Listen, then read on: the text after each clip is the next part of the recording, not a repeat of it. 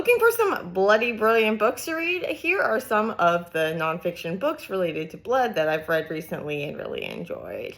So these include Good Blood, 9 Pints, Blood Farm, and Living Medicine. Good Blood, A Doctor, a Donor, and the Incredible Breakthrough That Saved Millions of Babies by Julian Guthrie, published in 2020. It tells the story of why mothers sometimes have an immune reaction to their baby's blood, so sometimes this is called Rh disease, and it comes down to rhesus incompatibility, and so basically the blood type between the mom and the newborn child doesn't match, so the mom's immune system sees the newborn child as foreign and therefore attacks and threatens the life of the baby. And so these scientists figured out why this was, and they figured out that there was this Australian blood donor, James Harrison, who had a ton of an antibody that they could give to the moms, Rogam now called, that can protect the infant. And this donor actually went on to give blood 1,173 times over his life and only stopped when they made him because he was too old.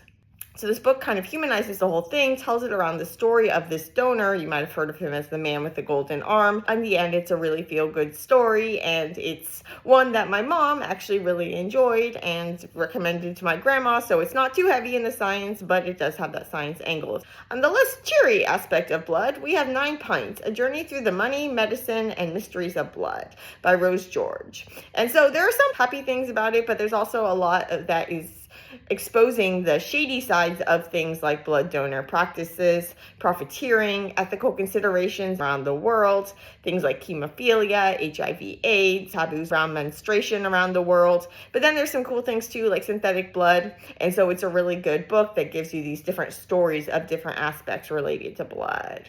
And it takes more of this societal view of things as well. If you want to get more into all the scandals surrounding blood donation and some of the lack of regulation in the early days, I recommend Blood Farm by Cara McGoogan. And it tells the story of the kind of seedy practices in blood donations that led to people with hemophilia getting HIV, as well as hepatitis, and how this led to tighter regulations, and it also caused some sorts of tension within various communities.